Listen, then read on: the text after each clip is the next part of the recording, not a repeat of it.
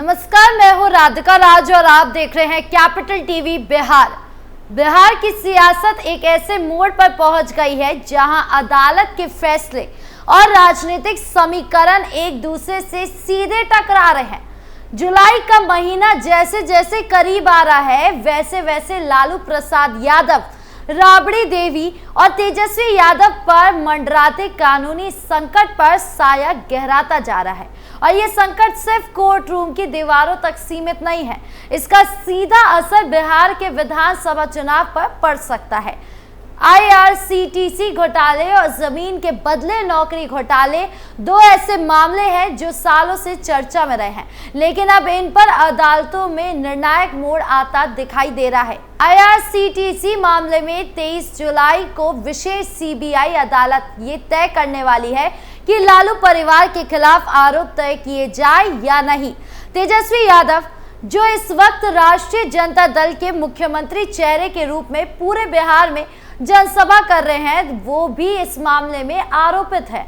यानी अगर अदालत आरोप तय करती है तो बिहार की सबसे बड़ी विपक्षी पार्टी के नेता पर चुनाव से ठीक पहले एक आपराधिक मुकदमा आरंभ होगा और ये बात जनता के मन में सीधा असर डालेगी। तेजस्वी यादव अब अकेले नेता नहीं है, वो महागठबंधन का चेहरा बन चुके हैं।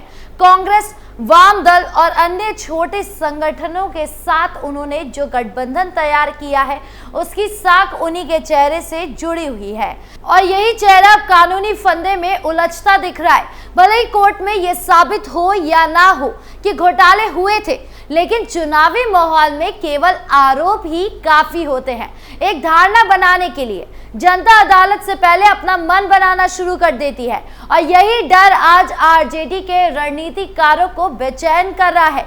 इसके साथ ही जमीन के बदले नौकरी का मामला और भी गंभीर होता जा रहा है। CBI की ओर से ये बहस लगभग पूरी हो चुकी है। इस मामले में सीधी तस्वीर ये बनती है कि जब लालू यादव रेल मंत्री थे तब कुछ लोगों को रेलवे की नौकरी इसलिए दी गई क्योंकि उन्होंने अपने पुश्तैनी जमीन लालू यादव के परिवार को ट्रांसफर कर दी थी। CBI के अनुसार ना कोई वैकेंसी थी, ना कोई भर्ती प्रक्रिया थी, सिर्फ एक निजी व्यवस्था थी जिसमें नौकरी के बदले जमीन ली गई। इस मामले में 103 आरोपी हैं, जिनमें 4 की मौत हो चुकी है और बाकी में कई ऐसे नाम हैं जो कभी लालू के करीबी रहे। CBI का आरोप है कि ये भी कई फर्जी प्रमाण पत्र, मार्कशीट, यहाँ तक कि स्कूल भी सिर्फ दस्तावेजी हेरा फेरी के लिए बनाए गए थे ताकि ये दिखाया जा सके कि उम्मीदवार योग्य है। यानी ये मामला सिर्फ भर्ती में गड़बड़ी तक सीमित नहीं है, ये एक संगठित भ्रष्टाचार का आरोप है जो उस वक्त के रेल मंत्रालय की छवि पर सवाल खड़ा करता है। अब जब अदालत का फैसला नजदीक है तो चुनाव की तैयारी में जुटी RJD और तेजस्वी यादव की राजनीति पर इसका असर साफ तौर पर देखा जा सकता है। चुनावी रैलियों में आत्मविश्वास भले ही हो, लेकिन कानूनी मोर्चे पर बचाव की रणनीति बनानी शुरू हो गई है। तेजस्वी यादव ने अपनी सभाओं में भले ही इन मामलों को राजनीतिक साजिश कहा हो, लेकिन जनता के मन में ये सवाल जरूर घूमता है कि अगर कुछ गलत नहीं हुआ तो जांच अब इतने सालों बाद इस मुकाम पर क्यों पहुंची है। दूसरी तरफ सत्तारूढ़ NDA के लिए ये सुनहरा मौका है।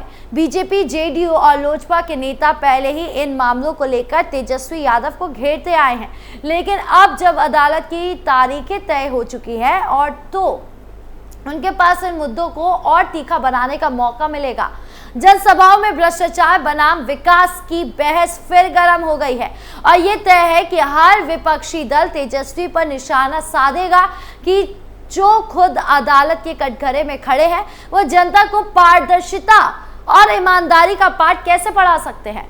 ये भी गौर करने वाली बात है कि राष्ट्रपति द्रौपदी मुर्मू ने पिछले महीने ED को मनी लॉन्ड्रिंग की जांच के लिए लालू प्रसाद यादव के खिलाफ अभियोजन की स्वीकृति दे दी थी। इसका मतलब है कि मामला अब सिर्फ CBI तक सीमित नहीं है, बल्कि ED भी इसको पढ़ते खोलने में जुटी हुई है। चुनाव से ठीक पहले इस तरह की केंद्रीय एजेंसियों की सक्रियता, भले ही इसे RJD राजनीतिक प्रतिशोध कहे, लेकिन आम मतदाता के बीच इसकी धारणा का असर गहरा होता है। इन तमाम कानूनी उलझनों का असर अब सिर्फ तेजस्वी या लालू यादव पर नहीं, बल्कि पूरे महागठबंधन पर पड़ेगा। कांग्रेस को लेकर पहले ही असमंजस की स्थिति है और अगर तेजस्वी के खिलाफ अदालत से कोई नकारात्मक खबर आती है तो सहयोगी दलों का भरोसा कमजोर हो सकता है। ऐसे में गठबंधन की चुनावी एकजुटता भी खतरे में पड़ सकती है। तेजस्वी यादव के लिए ये वक्त केवल चुनावी रणनीति बनाने का नहीं है, बल्कि अपने राजनीतिक भविष्य को बचाने का भी है। जिस तरह से उन्होंने लालू यादव की राजनीतिक विरासत को आगे बढ़ाया है, उसमें अब एक निर्णायक पड़ाव आ चुका है। अदालत का फैसला न केवल कानूनी रूप से बल्कि नैतिक और राजनीतिक दृष्टि से भी तेजस्वी की स्वीकार्यता को प्रभावित करेगा। बिहार की राजनीति में अदालत के फैसले ने पहले भी बड़ा असर डाला है।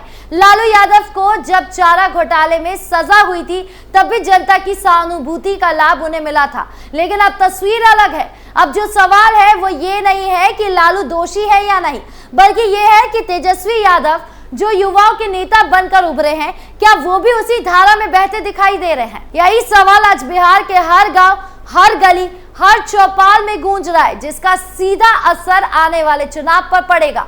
इस खास पेशकश में फिलहाल इतना ही। नमस्कार।